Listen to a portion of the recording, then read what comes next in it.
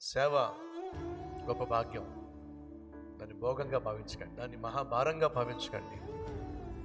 సేవను భారంగా భావించేవాళ్ళు, సేవను పనిష్మెంట్గా భావించేవాళ్ళు, అబ్బా ఇప్పుడు మళ్ళీ నేను వెళ్ళాలా, ఇప్పుడు వెళ్ళి సేవ చేయాలా, పలానా చోటికి మీరు వెళ్ళి సేవలో పాల్పంచుకోండి, నేనే వెళ్ళాలా, వేరే వాళ్ళని పంపించవచ్చు కదా, నాకే ఎందుకు ఈరోజు అలొకేట్ చేశారు. ఎవరైనా సరే సేవ చేయడానికి మీ పేరు వచ్చినట్లయితే దాన్ని భాగ్యంగా భావించండి. అంతేగాని నేను వెళ్ళాలా రావద్దు, అటు సేవకి రావద్దు, అలాగే పరలోకానికి కూడా రావద్దు.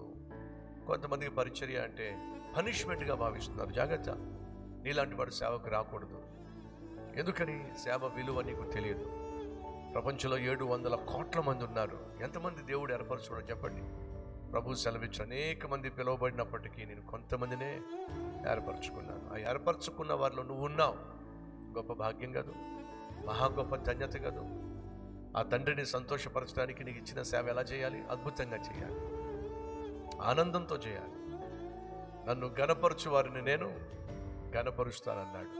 దేవుడు మనల్ని వాడుకుంటే మంచిది, వాడుకోవాలి. ఇలాంటి వాడిని నేను సేవలో వాడుకోవాలి అని దేవుడు నిన్ను చూసి సంతోషంగా వాడుకోవడం మంచిది. చిచి, ఇలాంటి వాడు ఎందుకు వచ్చాడు సేవలకి, ఇలాంటి వాడిని ఎందుకు నేను ఏర్పరచుకున్నాను? కాబట్టి సహోదరి సహోదరులు, దేవుని సేవ చేస్తున్నట్లయితే జాగ్రత్తగా చేయండి.